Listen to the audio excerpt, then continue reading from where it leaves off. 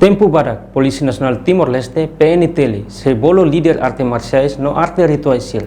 Segundo o comandante-geral PNTL, comissário Polícia Pedro Belo, informação toneba jornalista Sira, foi em remata encontro quarta-feira loran Ronulo Recintolo fulang agosto tinangne. Belo afirma, PNTL halou na discussão hokram, com a regra nebe kram fossaiona, katak bainhira minoridade Sira tuir treino, ba arte marciais ruma tem que reconhecimento husinang aman. Além de PNTL continua alerta para jovens Sira, tem que criar paz e estabilidade, onde a comunidade Sira belemoris hakmatek. Kami moso ita kuliah o kram para tu hari sansa ni.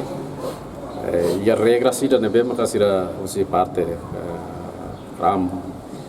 Saya katakan bahira quando lavar Sira nebe maka minoridade, maka tem que declaração usi ina aman. Maka poin bah atau lalu participar ya treino. Masih dani iya kalai, memang até agora ita Sira hetain dani.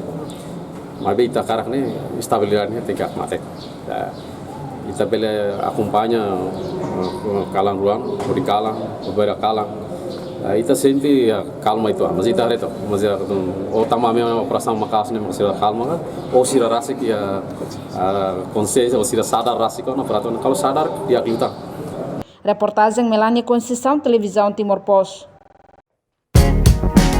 Janela informação ba Emma Roto.